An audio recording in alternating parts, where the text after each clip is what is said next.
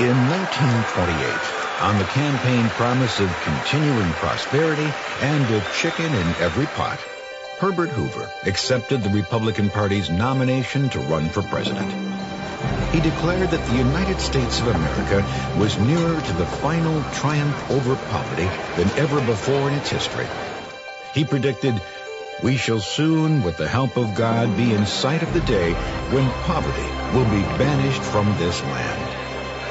Yet shortly after his election, the United States economy crumbled. Banks closed. Millions of people became jobless, homeless, and hopeless during the Great Depression.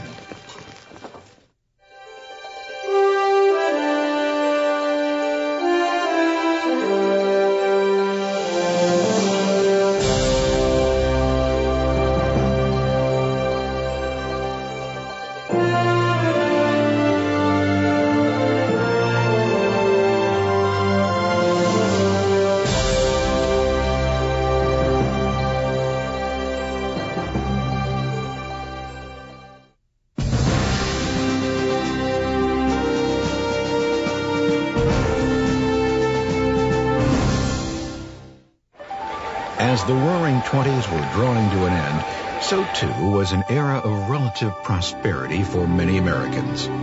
As early as 1926, the construction of new housing had decreased. Businesses had too much inventory and too few buyers. Nevertheless, an optimistic America wanted to believe that the good times would last forever, pointing to fortunes that were being made on the stock market. Even people with little money to spare wanted in on the action, and stockbrokers readily agreed to sell shares on margin, where they would lend citizens money to buy stock. These investors figured the stock's price was bound to go up and up, allowing them to pay back the stock's original price tenfold. The constantly rising price of stocks cast a spell over the nation. Noon-hour traffic stood still as people eagerly awaited news of their improved finances. Even distinguished Yale University economist Irving Fisher made a bold speculation. The nation is marching along a permanently high plateau of prosperity. But the simple fact was that the price paid for many stocks was unduly out of proportion to the actual profitability of the companies who issued them, creating the illusion of increased value. On October 29, 1929, reality finally caught up with the stock market, and what went up came crashing back down. Panicked investors sold 16 million shares in a single day, many for just pennies a share. Millions of other stocks went unsold entirely on that afternoon, known as Black Tuesday. In just a matter of hours, the stock prices took such a nosedive that any gains made over the previous year vanished.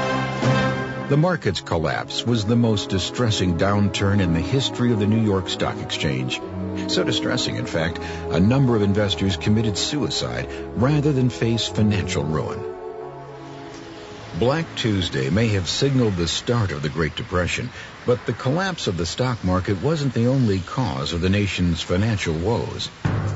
The federal government of the 1920s had supported big business with low interest rates and very little governmental regulation, especially over the stock market. In turn, many businesses borrowed more money to expand than they could ever afford to repay.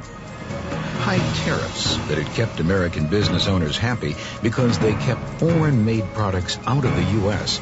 unfortunately meant many European countries were unable and increasingly unwilling to buy American-made products.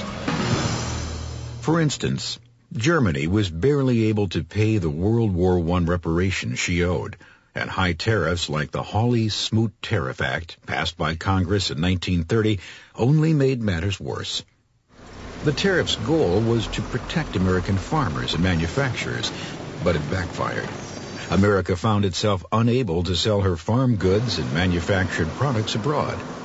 World trade in turn faltered as foreign countries imposed severe tariffs of their own in retaliation.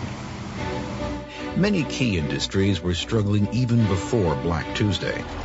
Throughout the boom times of the Roaring '20s, agriculture had been in a tailspin. The textile, steel, automobile, and railroad industries were also beginning to feel the pinch.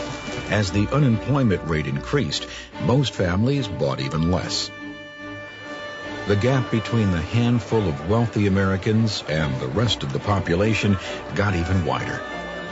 Even though most Americans had not profited from the economic boom of the 1920s, they bought many exciting new products and services during this era of unrestricted credit, living well beyond their means. The banking industry, too, was hard hit. Some banks had invested heavily in the stock market and helplessly stood by as that money vaporized into thin air. As Americans began to realize the pitiful state of the troubled economy, many panicked and rushed to withdraw their savings from banks. Many banks simply couldn't instantly produce the cash demanded and instead shut their doors, leaving depositors with nothing. Bank failures wiped out nearly 9 million individual savings accounts. 659 banks were closed in 1929, and by 1933, 1/4 of America's banks had failed.